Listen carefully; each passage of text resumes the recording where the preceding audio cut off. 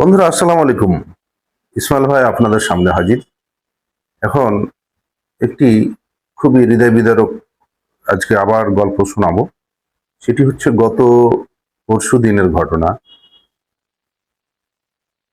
ঢাকা থেকে এক নারী যাত্রী প্যাসেঞ্জার রাইড শেয়ার করে, অর্থাৎ উনি ওই যে মোটরসাইকেলে যে ভাড়া মারে, যে গাড়িগুলো মোটরসাইকেলগুলো, ওদের কাছে ছুটে সে মিরপুর বা কোথাও তার গন্তব্যে যাওয়ার জন্য সে মোটরসাইকেলে ওঠে।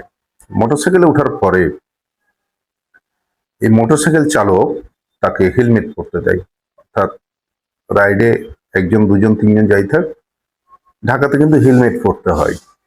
তাকে তার মোটরসাইকেলের যে হেলমেট রয়েছে এক্সট্রা, সেটি পরতে দেওয়া হয়েছে। সেই মোটরসাইকেলটি হেলমেটটি পরার পরে সে কিছুক্ষণের মধ্যে সে তার নিজস্বীয় শক্তি এবং বিবেক এটি কিন্তু বিলুপ্ত হয়ে যায়। সে পরাধীন হয়ে যায়, তার নিজস্ব চিন্তা শক্তি শেষ হয়ে যায়।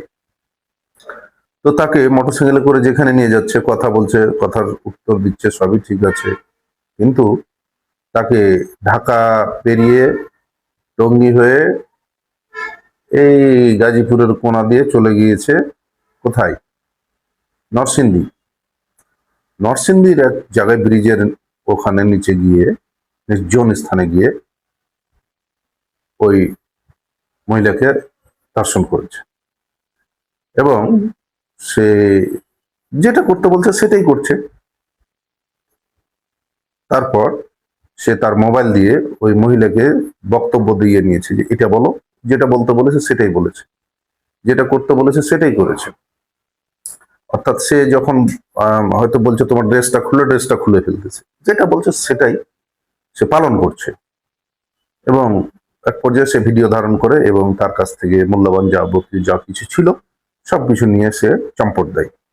এই বাইক রাইডার জানে না যে এগুলো আসলে ভবিষ্যতে কি হতে পারে। সে মনে করেছে যে রাতের অন্ধকার আমি এটি করলাম, কেউ তো দেখেনি, কাজে সমস্যা হবে না।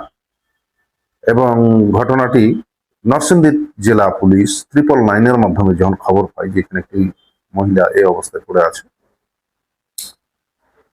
তো পুলিশ সঙ্গে সঙ্গে সেটিকে উদ্ধার করে, ভদ্র মহিলাকে উদ্ধার করে মেডিকেলে নেয় এবং সেখান থেকেই অনুসন্ধান শুরু করে এবং তার মোবাইল নাম্বার, তার সবকিছু ধীরে ধীরে ট্রেকিং এর মাধ্যমে ওই চালককে শনাক্ত করে গতকালকে সেই বদমাস দুর্ধর্ষ